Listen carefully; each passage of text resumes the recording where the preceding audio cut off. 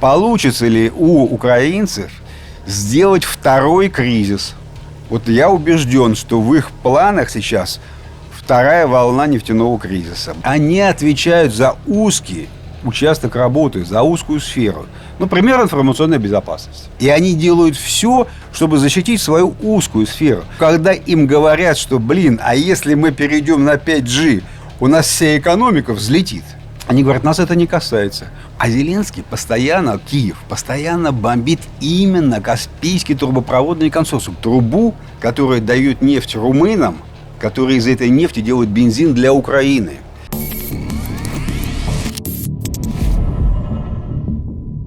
Всем привет, вы снова на канале Ширяев и Ширяев. Тут я, журналист Евгений Ширяев, и мой отец, военный обозреватель Валерий Ширяев. Мы продолжаем нашу серию выпусков дачных. У нас плановое отключение электроэнергии.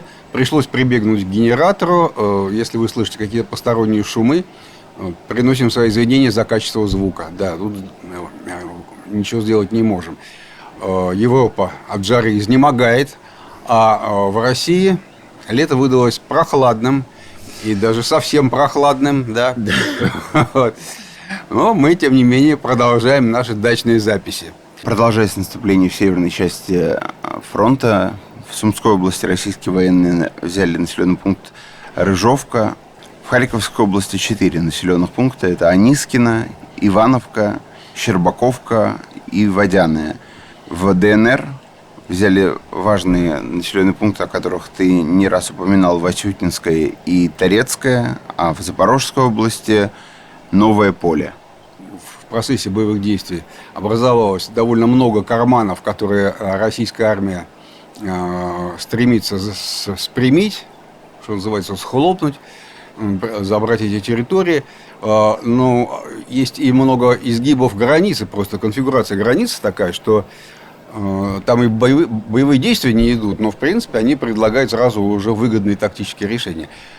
И этого ничего такого, так сказать, решительных действий на этих участках не происходит. То есть понятно, что стратегические резервы в России не созданы. Это все решается по мере возможности теми силами, которые в распоряжении, в частности, группировки войск «Восток».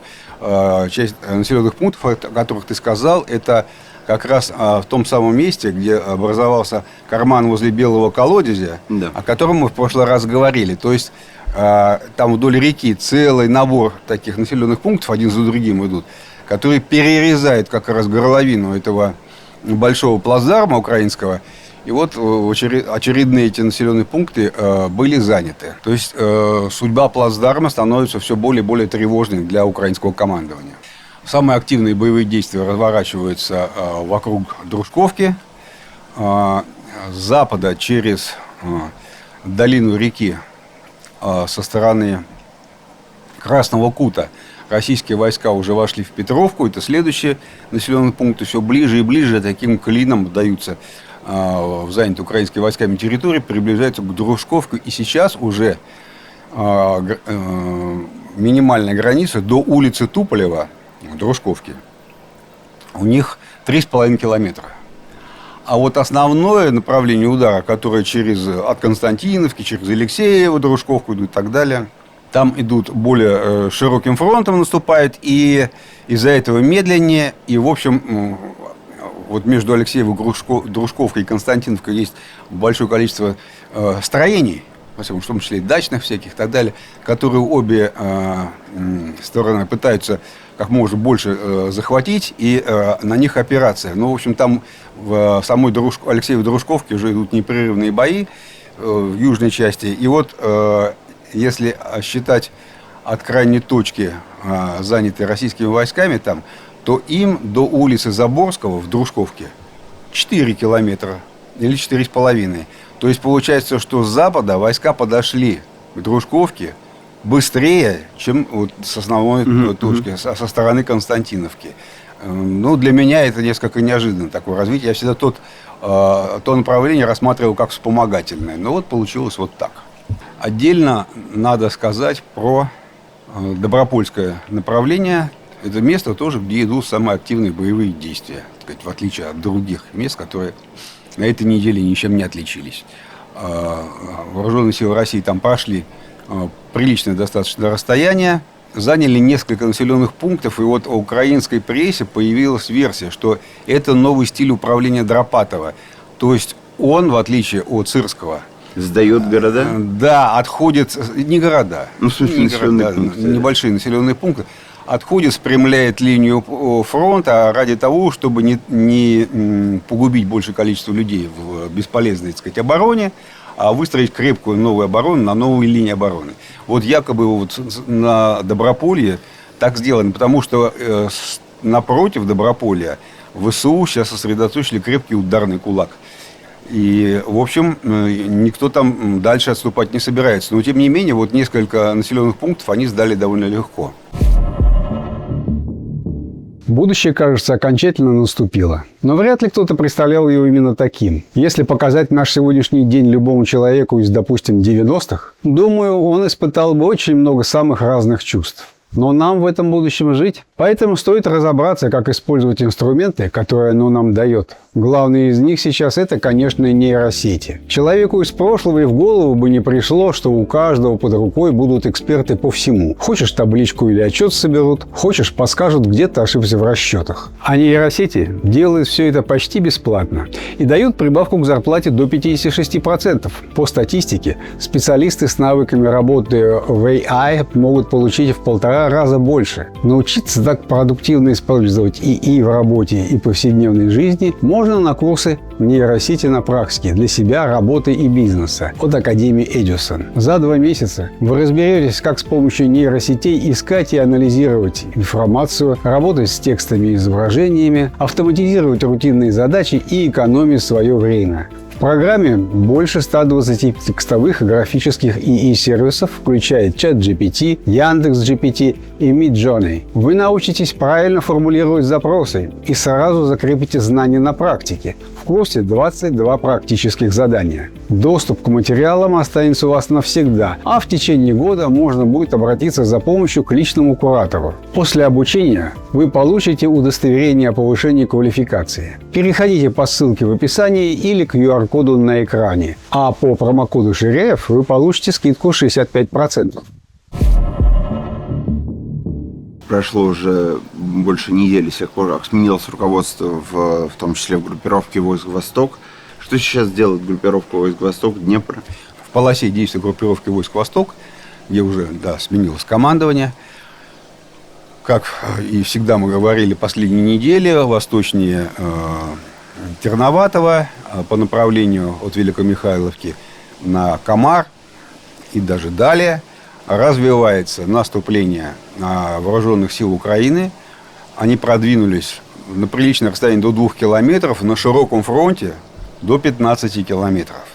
Но российское командование, естественно, все это рассматривает как просто завязанного такого слоеного пирога, где присутствует и российские подразделения. И, честно говоря, по картам российских источников, в общем, так-то оно и выглядит. И, в общем, положение там ухудшается и ухудшается. Практически на этой неделе утрачен контроль российской армии над Зорницей. И это сопровождается публикацией видео в ВСУ с понятием флага украинского, над населенным пунктом. Положение, конечно, требует самого пристального внимания Генерального штаба, потому что произошло интересное событие для всех, кто следит за событиями на фронте в деталях. Полуофициальный ресурс, на самом деле он фактически официальный ресурс Генштаба Украины, это карта Deep State, в один день опубликовали, обозначили 18 населенных пунктов, в этом как раз участке, 18 сразу, как заняты украинской армией. То есть они обозначили огромное продвижение. И, правда, когда начинаешь разбираться, получается, что они обозначили все населенные пункты, которые они раньше их не касались, не обозначали их статус так твердо, за полгода. То есть полгода они молчали, бам, и сразу свое наступление за полгода показали. За полгода получился внушительный, действительно, кусок такой расстояния, и есть отсюда 2 следствия. Первое. Дипстейт как ресурс оперативной информации исчез. На него можно вообще не смотреть. То есть они раз в квартал, получается, обнародуют свою информацию, ну, обновляют, да. То есть если ты хочешь узнать какие-то свежие события, которые происходят вот на этой неделе, на прошлой и так далее, эта карта бесполезна вообще.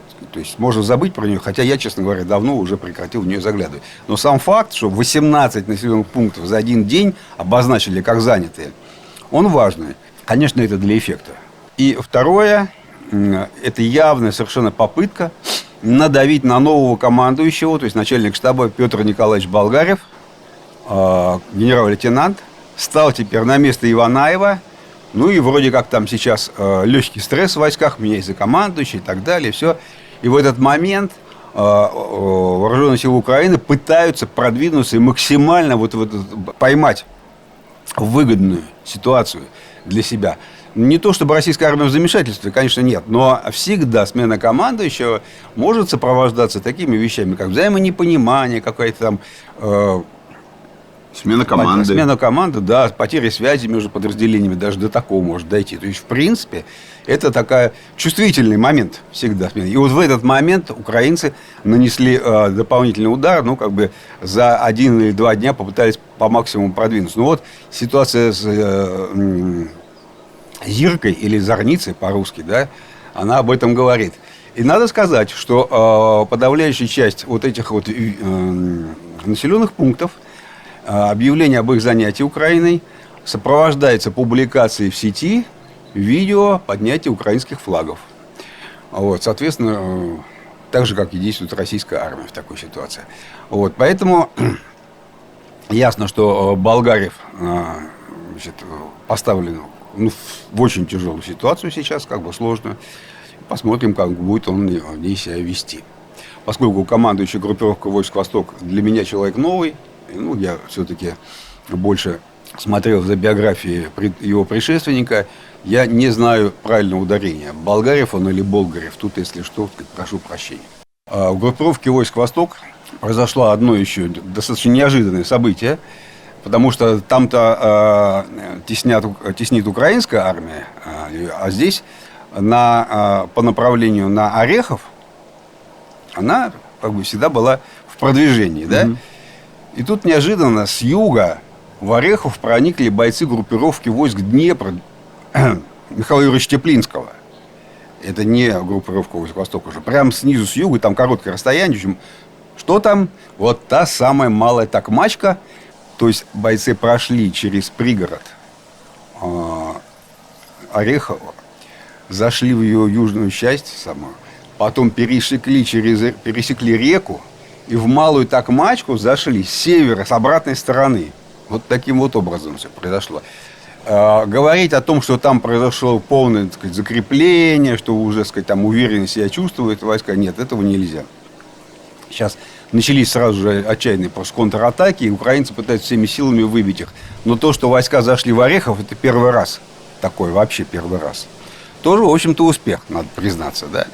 В то время, когда основная часть внимания противника была направлена на Камар, вот на это вот направление все, неожиданно последовало такое тактическое действие со стороны группировки войск Днепр. И Киев, кстати, категорически отрицает вот этот сам факт захода в Орехов. И туда срочно перебрасываются сейчас резервы на помощь. Одна из ключевых тем, наверное, за все существование нашего канала, это то, как СВО распространилось вообще на мировой океан. Ну и последнее заявление Путина во время визита на Тихоокеанский флот – это то, что Россия должна действовать ответными мерами асимметрично. Ну да. Значит, тут предыстория есть. 2 слова-то надо сказать.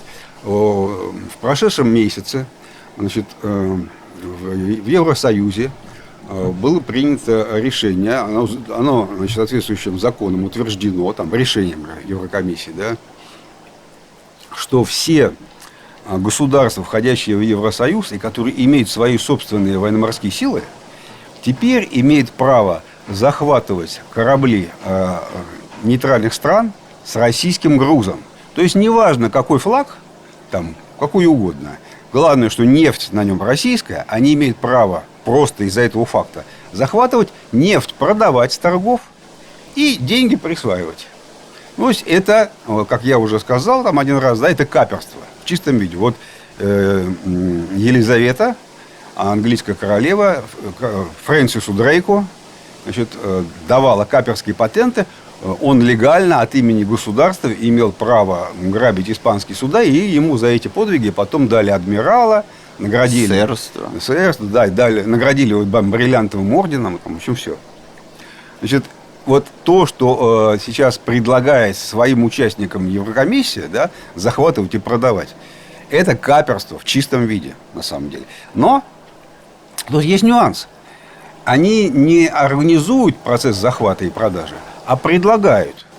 Ну, типа, мы уже не рассматриваем это как нарушение морского права, как нарушение международного права. Можете действовать. Но дальше сами, ну, большие флоты есть у испанцев, у итальянцев, да, я уж не говорю там про, например, Германию. Получается, что дальше правительства сами должны решать уже, будут захватывать. Поэтому это решение, оно состоится вот в таком виде, когда будет продана первая тонна российской нефти на торгах. Захват, потом, значит, решение о продаже нефти с этого корабля, и уже деньги поступают там на какой-то счет и забираются, в общем, себе. Да. Вот только после этого. То есть само еще решение это не захват, да? Но разрешение, уже разрешение. Вот Путин сейчас ответил конкретно на это.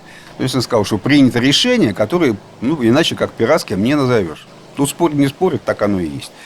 Вот. И командующий Тихоокеанским флотом Линна, он ему в ответ, конечно, это согласованная, так сказать, речь такая была, просто доложил, сколько кораблей из этих государств Европейского Союза прошло в зоне его ответственности за определенный период времени. Только в исключительной экономической зоне Российской Федерации вдоль островов Южно-Курильской гряды с 24 апреля по 6 августа 2026 года проследовало 1001 судно, из них под флагом недружественных государств 379, включая 273 сухогруза и 71 танкер, в том числе 26 судов Великобритании и 9 Франции. При этом государства Запада активно привлекает для перевозки грузов суда, плавающие под флагом третьих стран. По сути, это их теневой флот. Силы для осмотра и задержания судов недружественных государств и их теневого флота у нас имеются. Межведомственное взаимодействие организовано. Готовы приступить к решению данных задач. Таким образом, сам термин «теневой флот», который подразумевает перевозку российской нефти третьими странами, переносится и на вообще на весь мир. На весь мир. Но здесь в данном случае, видимо, на Европейский Союз, поскольку он недружественный, такое вот решение принял. Вот, но это прямо ответ на эскалацию. Ответ на эскалацию выше эскалации. Следующий виток еще выше. То есть здесь уже командующий флотом вступил в действие и сказал, что корабли все пересчитаны, мы всех знаем, кто движется, можем их перехватывать, все, силы есть, средства есть. Мы там межведомственное взаимодействие, это с Министерством иностранных дел. Вот, договорились, ждем команды под козырек, ждем, так сказать, приказа и начнем действовать. Ну, вот это важнейшее событие для меня за истекшую неделю. В наших предыдущих видео я уже рассказывал и о финансовых ограничениях, с которыми мы сталкиваемся, и о партнерах с компанией Skysjet, которые помогают эти ограничения обходить. Что изменилось с нашего последнего разговора? Ограничения никуда не исчезли. Ситуация лучше не стала, но изменилось количество людей, которые смогли эти проблемы решить. Таких людей стало больше. Компания Skysjet оформила зарубежные счета уже более чем 15 тысячам клиентов. И теперь они не испытывают тревогу от мысли, что, оказавшись в другой стране, они останутся без возможности элементарно оплатить жилье и продукты. И их клиенты снова могут бронировать гостиницы и арендовать машины за рубежом. Skysjet дистанционно открывает счета и оформляет именные карты в банках Грузии и других надежных банках СНГ. Для оформления понадобится только загранпаспорт любой страны или паспорт РФ. А сам процесс может занять от 1 дня. Можно выбрать именно тот тип карты, который подойдет вам больше. Для поездок, бронирования отелей и аренды автомобилей более доступный вариант для оплаты зарубежных сервисов. Или счет для жизни за границей и регулярных международных переводов. Карты можно привязать к Apple Pay и Google Pay, расплачиваться ими за границей и снимать наличные. Счет можно пополнить переводами из российских банков, в том числе из Сбера и Т-банка. При этом курс будет близок к курсу ЦБ без лишней конвертации. Приложение банка и поддержка доступны на русском языке, а команда SkyZet остается на связи и после оформления карты, если возникают какие-то вопросы. В зависимости от тарифа доступны и дополнительные возможности. Страховка для путешествий, ускоренный проход в аэропортах и бизнес-залы. Есть также варианты с бесплатным обслуживанием и доходностью на остаток счета. У SkyZet есть разные варианты оплаты.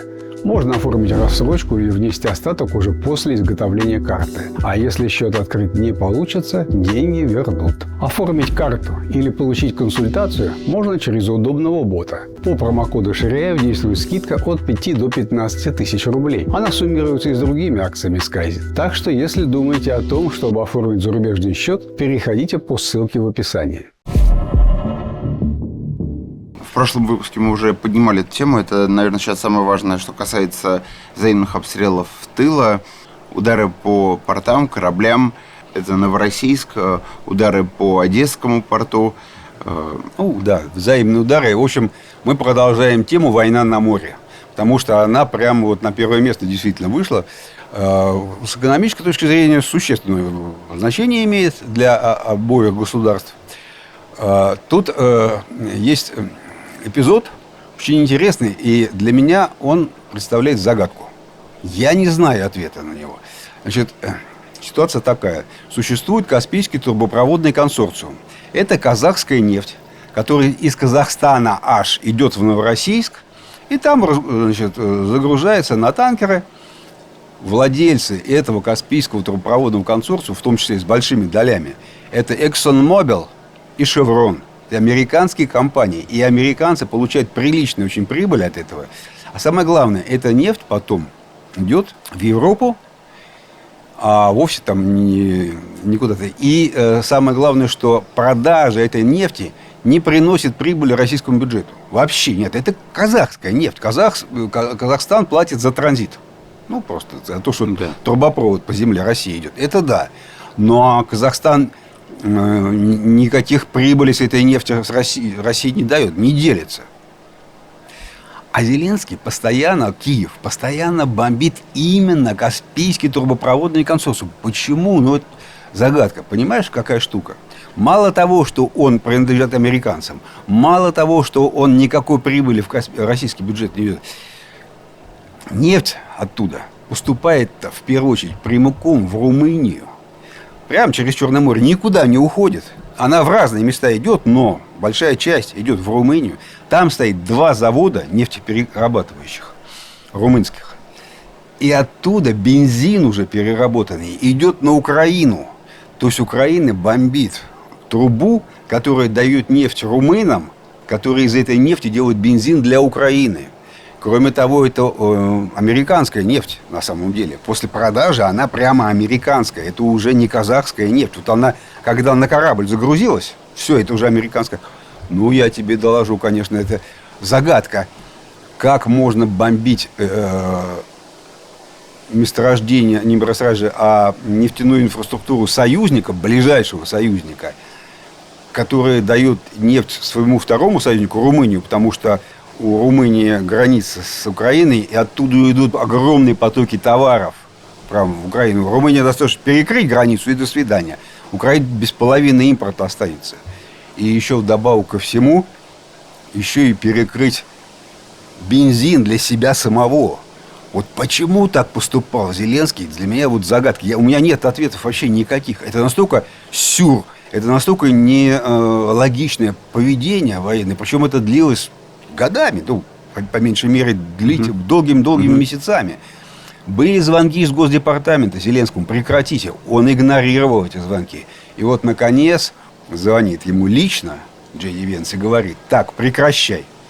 И тогда состоялось совещание, они выработали процедуру. Все корабли, которые идут в Новороссийск под загрузку, но не в российские трубы, а вот казахскую трубу, специально регистрируются.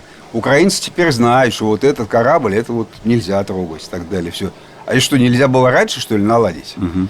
Вот это для меня какая-то была выгода у Зеленского от бомбежки вот этого вот казахского трубопровода. Ну, есть у меня предположение, но оно такое какое-то... Я сам в нем не уверен, понимаешь? Казахстан – это огромная граница с Россией. И через него идут большие потоки китайских товаров в Россию. Может быть, Зеленский хотел надавить на Казахстан, чтобы он границу перекрыл России, чтобы китайские товары вообще не пускать. Черт, ну какой, как инструмент давления. Но американцы это все остановили. Вот, что касается другой стороны дела, то, наоборот, украинцы усилили давление на Новороссийск. Совершен очень мощный налет, вот только что. И казахскую нефть не трогали, но совершили налет на базу Черноморского флота и на зерновые терминалы. Зерновые терминалы пострадали, но пострадали несущественно. То есть я поговорил специально с людьми, которые в этом деле понимают. Они посмотрели спутниковые снимки, да, и сказали, что это будет исправлено. И исправлено в обозримом на коротком периоде. Вот, сейчас очень интересный момент в торговле зерном.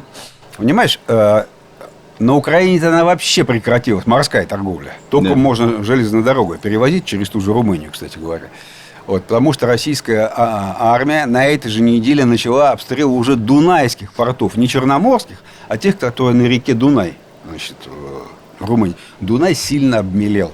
Сейчас Европа, просто, я говорю, изнемогает от жары. И даже остановили атомные электростанции. И Венгрия, и Румыния, которые не хватает воды речной, чтобы их охлаждать реакторы. Вот до этого дошло уже. Поэтому баржи, которые идут по реке, по Дунаю, они очень невысокой посадки, мелкие. То есть зерно в больших объемах сейчас не вывезешь. И вот начался рост цен на зерно из-за угрозы, что Украина и Россия в этом году вообще не продадут зерно на внешний рынок из-за боевых действий. И на Чикагской бирже сейчас зерновой вот один бушель пшеницы на этой неделе стал стоить дороже всех цен, начиная с 23 года. То есть прямо пик такой. И цена продолжает увеличиваться. Поэтому сейчас российские фермеры-то пока ждут, то есть как бы более высокой цены, чтобы начать продавать.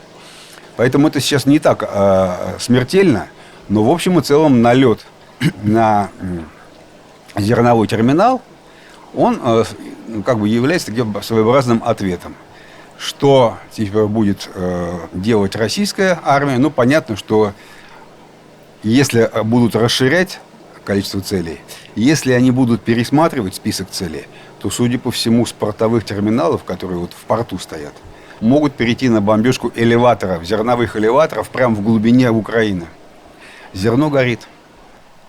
Сейчас в Новороссийском порту из 3 зерновых терминалов остановлены 2. Там осматривают повреждения, рассчитывают сумму ремонта, подрядчиков нанимать и так далее. Но есть еще одно видео очень любопытное, ночное. Это беспилотник летит над Новороссийском, и беспорядочная, бестолковая стрельба мобильных огневых групп со всех сторон по нему, да, а сбила это его ракета комплекса «Панцирь». Эффективность мобильных огневых групп, плохо обученных, плохо вооруженных и так далее. Вот оно на этом видео совершенно очевидно, что это проблема. Если ты создал мобильную огневую группу, это не значит, что она попадет. Они в один единственный беспилотник всем городом стреляют и не могут попасть. Вот так. Так что делать-то, если эти мобильные огневые группы, о которых ты только говорил, они неэффективные в итоге получаются и требуют очень больших вливаний средств, тренировки. Длительного обучения. То есть, как бы... Да, длительного обучения. Без обучения ничего не будет. Это очень важная часть. Ночная стрельба – это отдельный вид стрельбы, между прочим, да. Значит, ну, конечно, это радиолокационные станции, которые наводят просто артиллерийские установки малого калибра, да. Применение специальных боеприпасов, которые разрывные, которые, ну, фактически облаком шрапнели, облаком осколков встречает беспилотник. Вот. Есть целый ряд еще решений. Но самое главное, не должно быть вот такой бесконечной стрельбы со всего города. Просто там очевидно, что все, кто имел оружие, вдруг начали прям немедленно в один этот единственный беспилотник стрелять. Координация действий тоже должна быть. Есть ПЗРК, кстати говоря. Переносные зенитные ракетные комплексы, они тоже используются. Смотри, просто банально, если никто не мог попасть, то как вообще эти мобильные огневые группы должны работать? То есть вопрос... И это, скорее всего, свидетельствует о том, что стреляли люди, которых только что набрали, толком не обучили и сразу посадили на выполнение боевой задачи. Вот и все. В общем, надо подождать, пока все они по Научатся. всей России... Да, научатся еще. Говоря о ПВО, о мобильных огневых группах, об эффективности, о том, как нужно защищать свои стратегические инфраструктурные объекты, НПЗ продолжает гореть. Но по новостям деловых изданий очереди вернулись приблизительно в 15 регионов. Это, конечно, не та апокалиптическая картина, которая была еще пару месяцев назад. Самым проблемным регионом оказался Сочи. И там даже водители попросили на машинах времени не ездить, там, использовать общественный транспорт. Да? Почему? В Сочи едет огромное количество людей, отдыхающих, на собственных автомобилях. Это вообще Северного Кавказа, так сказать, проблема, потому что туда едут на берег моря, и в том числе и в Анапу, и в Геленджик, там, так сказать, а уж в Сочи тем более, огромное количество. И бензин нужен не для жителей Сочи, а бензин нужен для туристов, которые туда приехали на машинах. И там кратно возросло количество автомобилей. В бюджете должно быть все это рассчитано, потому что так каждый год. Оно рассчитано на мирный период, без этих ударов по НПЗ. А сейчас Россия, не обращая внимания, что там идет какая-то СВО на Украине и так далее, массой повалила на берег Кавказа в отпуск по привычным маршрутам. И вот мы сейчас просто вошли в пик сезона, август месяц, когда люди действительно, так сказать, планово снялись с места и поехали. Это очень важный момент, потому что не правительство России является монопольным, распорядителем судеб этих отдыхающих. Нет. Там есть еще один человек, это Зеленский, не один человек, командование Украины, которое планирует удары. Понятно же было, что эти удары не прекратятся, что их будут продолжать. И сейчас наступает экзамен. Удалось ли укрепить противовоздушную оборону? Насколько вот эти последние удары сегодня по Салавату прилетели, по нефтеперерабатывающему предприятию, дроны украинские. Несколько было на этой неделе, 3, если я не ошибаюсь, налета, но их результаты неизвестны. И украинцы очень так неуверенно обсуждают, что там сгорело, что не сгорело. Если раньше говорили, что это все навеки, то сейчас нет. То есть вполне возможно, что дроны упали на территории, но не привели к тяжелым последствиям. Да? Например, если вот эту ключевую часть завода нефтеперерабатывающего, ректификационную колонну затянуть стальными решетками, да, просто когда предупреждают от дронов защитить, или сетками, которые на специальных растяжках, стальными сетками, то вполне возможно, что и сам ущерб будет уже в разы меньше. И ремонт будет гораздо быстрее. Борьба с налетами, она не только с помощью ПВО, но еще и с помощью пассивной защиты на самих предприятиях. Что там сделано, что не сделано, не знаем. Вот сейчас конкретно увидим в пик туристического сезона, получится ли у украинцев сделать второй кризис. Вот я убежден, что в их планах сейчас вторая волна нефтяного кризиса. Будет ли вся Россия опять стоять в очередях на заправке? И, конечно, поскольку сейчас создается единая зона радиолокационного наблюдения по границе, надо сказать, что акватория Черного моря должна быть полностью включена в зону непрерывного контроля Черноморского ли флота или там каких-то береговых частей, но обязательно с помощью беспилотников онлайн 24 часа в сутки, 7 дней в неделю. Потому что дроны подошли прямо к Новороссийску. Дроны только что вот на 10 дней назад подошли, ну, просто к набережной Ялты, да, в Крыму. То есть их пропустили. Без этого не будет ничего. Потому что если вот эта война танкеров, война на море продолжится, ключевым вопросом для российского правительства станет защита своих кораблей, которые из Новороссийска, огромный трафик, не только нефтяные, нет, там вывозят очень много чего. Да? Защита вот этого гигантского трафика морского от беспилотников украинских. Ее надо налаживать, организуя наблюдение за морем, потому что эти лодочки, они видны очень хорошо. Это вещь, которую не спрячешь.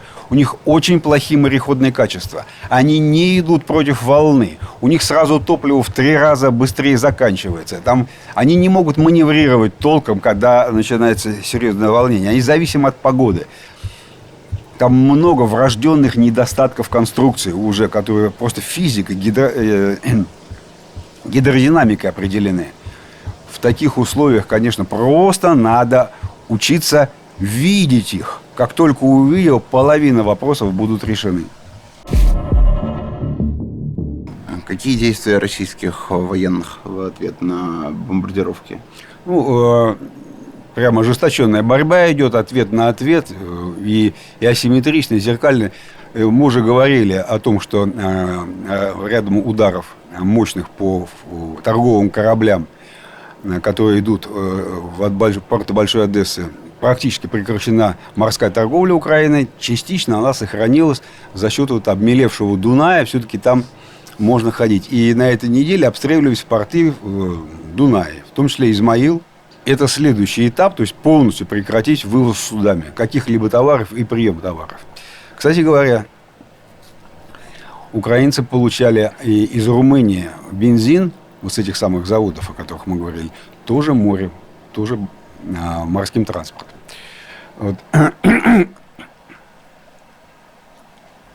Но произошел момент, ну, который я считаю новым.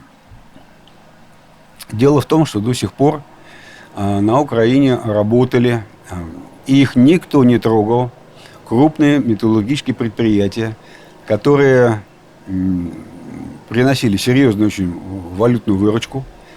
Эти предприятия торговали сталью, горячим прокатом, холодным прокатом. Там, в общем, довольно большая номенклатура изделий, не товаров. Это, ну, как бы европейские монстры, так скажем, про них, да, они для Европы это крупные заводы, а уж для экономики Украины тем более. И вот Метинвест Рената Ахметова, он отчитался в прошлом году о прибыли об экспорте на 3,8 миллиарда долларов, между прочим. Вот впервые нанесен удар по металлургическому комбинату. Это Запорожсталь. Вот сейчас прямо. То есть Генштаб России начал расширять список целей. И на первое место стали выходить в том числе и металлургический комбинат, который вообще никто не трогал. Самый крупный – это ArcelorMittal, Криворожская сталь, на самом деле, советский комбинат большой, который купили индийцы. Металл – это фамилия индийского миллиардера, который скупает металлургические предприятия по всему миру, ну и в Индии, конечно, их модернизирует и так далее. В общем, большой специалист по металлургии. Может быть, не трогали его предприятия, потому что это Индия, а Индия вроде как дружественная страна, но у меня большие сомнения. На самом деле, другие-то предприятия металлургические тоже не трогали. То есть это будущие доходы? Может быть. Есть и такое мнение. Ты не первый это сказал.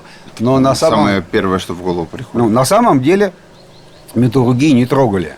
И вот впервые нанесен удар по крупнейшему предприятию, которое остановлена. Сейчас там идет оценка ущерба. Ну, я думаю, они в ближайшее время опять запустятся. Но, в общем, это звоночек. То ли это предупреждение Киеву. Видите, вот еще есть большой класс целей, которые мы пока не трогаем. Давайте лучше останавливаться вот в других. Давайте лучше остановимся вот в других направлениях, да, или мы перейдем и вот на это тоже. Ну, по крайней мере, такое предположение у меня. Вот. Либо это прямо начало настоящей кампании бомбардировок украинской металлургии. Вместе с сельским хозяйством это будет очень мощный удар по экономике и по бюджету Украины. Отдельный класс целей, которых постоянно тебя спрашивают, это мосты. Вот сейчас была атака.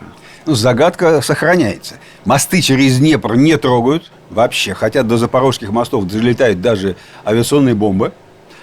А вот мосты через Днестр, их можно бомбить. И их бомбят постоянно. Это в Затоке. Кстати, украинцы на этой неделе починили этот железнодорожный мост, который идет в Румынию. Ну и автомобильный тоже. Говорят, что его запустили. Не знаю, подождем новостей. Но сейчас вот первые новости о том, что он снова в строю уже. Наверное, опять будут бомбить. Но там есть еще севернее мост в Маяках. Я посмотрел, населенный пункт так называется. Не маяки, а маяки. Вот мост в Маяках. Рядом с ним еще и понтонные два моста, которые на самом деле там просто рядом упала ракета. И недалеко от въезда в мост, прям у въезда в мост, да, там сейчас воронка, ее быстро заделали, но просто из-за одного падения, вот из-за того, что остановились машины, вдруг неожиданно выросла гигантская пробка, километровая в один конец, километровая в другой, которая потом очень долго рассасывалась. То есть мы как бы сейчас увидели вот ту самую как бы военный расчет, что в принципе мосты можно останавливать, не обрушая. Достаточно просто их время от времени обстреливать так, чтобы останавливали движение, образовывались пробки. И сами пробки и являются, строго говоря, парализующим как бы, барьером, который останавливает мост. Вот автомобильные пробки. Но вот их надо постоянно поддерживать. Еще раз, и еще раз, и еще раз. Вот таким вот образом. Наглядно прям вот это случилось. С начала ответной кампании российской армии, ударов по украинским уже логистическим мощностям, подсчитано, что удалось уничтожить складов на 400 тысяч квадратных метров. В России у одной только Wildberries крупнейшие склады 220 тысяч квадратных метров. То есть 2 склада поджег, и все, что сделала Россия, это все, что сделала российская армия за целый месяц. А этих складов намного больше. То есть сказывается масштаб экономик. Украине уже склад на 50 тысяч считается крупным. Считается уже крупным. В России очень средненькие склады такие у крупных торговцев, типа Озона там, и так далее, начинается от 70 тысяч квадратных и больше, намного. То есть никогда, если участвовать в этой гонке, кто у кого больше перемолотит, российская армия не догонит украинскую. Всегда будут просто за счет масштаба. Украинские удары будут гораздо более эффективнее. Но зато российская армия начала уничтожать складские помещения компаний, которые перевозят продукты, еду. И, в общем, это возымело действие. Во многих магазинах, например, там пустые полки показали. То есть это расширение списка целей. Ну и мне кажется, что вот переход на металлургию, это как раз говорит о том, что командование ищет адекватный ответ, потому что они понимают, что в Украине просто нет столько складов, чтобы ответить адекватно. Значит, надо что-то другое еще добавлять. Ну, где-то так. Ну и в этот же ряд новостей по обмену ударами в тылу ложится и совещание у Зеленского с военными, где он объявил, что планируется ряд ударов, но не просто ударов, а специальных операций против российских предприятий, ну, военно-промышленного комплекса. Работайте по вот этим. Да, то есть они там уже определили заводы по каким-то, но не произнесено слово именно там воздушный удар и так далее, а именно специальная операция. Ну, мы знаем, какая была специальная операция под названием «Паутина», да? Вот, то есть, что там придумали в Главном управлении разведки или в СБУ, там, не знаю, какие специалисты по диверсиям, что придумали, но, видимо, какие-то масштабные удары с помощью специальных средств, специальных операций, агентуры, может быть, и так далее, наверное, планируется. «Рассвет» активно вошел в информационное пространство. Советник Зеленского Бескреснов, ну и замглавы Главного управления разведки украинского Скибицкий рассказали, что «Рассвет» этот уже активно работает и представляет опасность. То есть замена Старлинку, кажется, действительно произошла. Но на самом деле буквально надо понимать так, что тех спутников, которые уже запущены, достаточно, чтобы появилось окошечко небольшое. Где-то 1,5 часа в сутки над территорией Украины принимается сигнал одного из спутников этого «Рассвета». Да? И уже можно входить в интернет. Работать это, если говорить вот об армии, тех спутников, которые сейчас запущены, Бюро 1440, «Рассвет», достаточно для того, чтобы появилось окошечко на территории Украины. 1,5 часа в сутки возникает сигнал спутника «Рассвет», и его можно принимать и выходить в интернет с территории Украины. 1,5 часа в день. Это может работать, ну, если вот только об армии говорить, в таких запланированных операциях. В таком сценарии, например, тяжелый беспилотник берет на себя устройство, приемный терминал «Рассвета», а это совсем не легкая штука, 15 килограмм весит, в 10 раз тяжелее, чем у Илона Маска, только это тяжелый, только может аппарат взять на себя такой вес, и летит на автопилоте, без управления человеком, просто в какой-то район.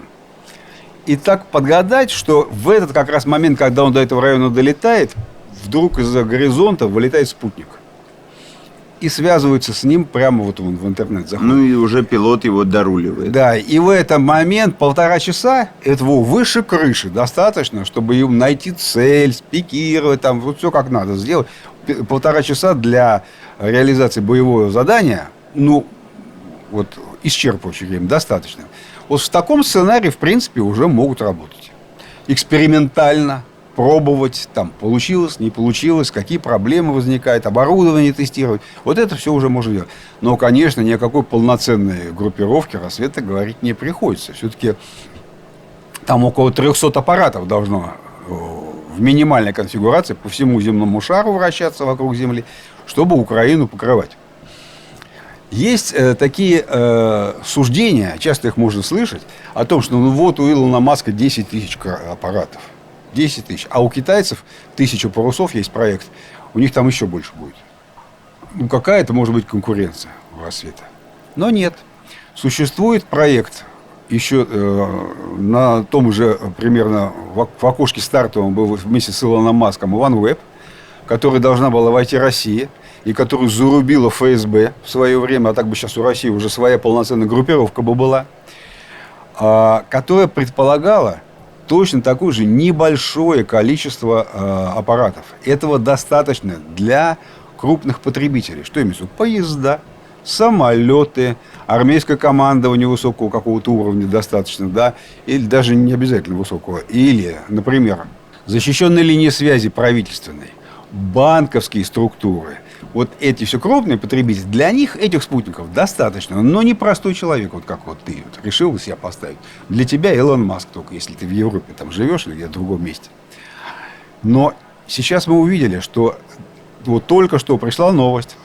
Европа объявила, Европейский Союз, что свою спутниковую группировку аналогичную они будут разворачивать в 2029 году, первые старты. Называется «Ирис-2». Практически таким же количеством спутников, что и у «Рассвета», и на аналогичных высотах орбиты. То есть, вообще-то, получается, что существует две модели. Одна модель американско-китайская, это огромное количество на низких орбитах, покрывает всю Землю и предназначена для простого человека. И европейско-российская Iris-2, OneWeb, Рассвет, который предполагает приблизительно 300 до 900 штук всего лишь навсего аппаратов на более высоких орбитах, которые раздают сигнал на крупных потребителей, ну и в первую очередь стратегической инфраструктуры. Вот так. Так что мы не одни, Европа практически то же самое строит. Но тут надо сказать вот важную штуку. Рассвет-то уже летает. А Европейский-то Союз в 29 году только первые спутники запустит. Вот как интересно. Я тебе хочу сказать, там интересно написано у европейцев, почему они решили это срочно запустить, свой Iris-2.